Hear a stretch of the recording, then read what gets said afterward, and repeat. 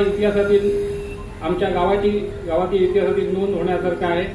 कारण दोन्ही मंदिराचं भूमिपूजन आणि ग्रामपंचायत हा खरोखर दुग्ध शर्करायुक्त असा दिवस आहे। आतापर्यंत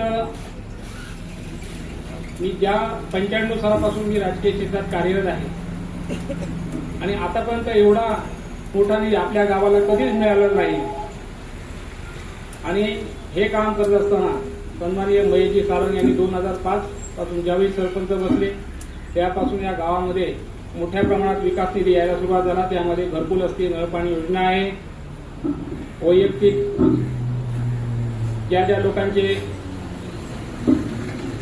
प्रस्ताव असतील, मग संजय गांधी असणार किंवा अन्य कुठचाही असू दे, तर त्या विषयातून त्यांनी विषय मार्गी लागलेले आहेत। त्याप्रमाणे दूध संस्था एक सुरू केलेली आहे, कोलगावीकर सहकारी सोसायटी म्हणून मी 7 वर्ष चेअरमन होतो। तिथे सुद्धा भात खरेदी ही मोठ्या प्रमाणात शेतकऱ्यांकडून, स्थानिक शेतकऱ्यांकडून घेतली जाते।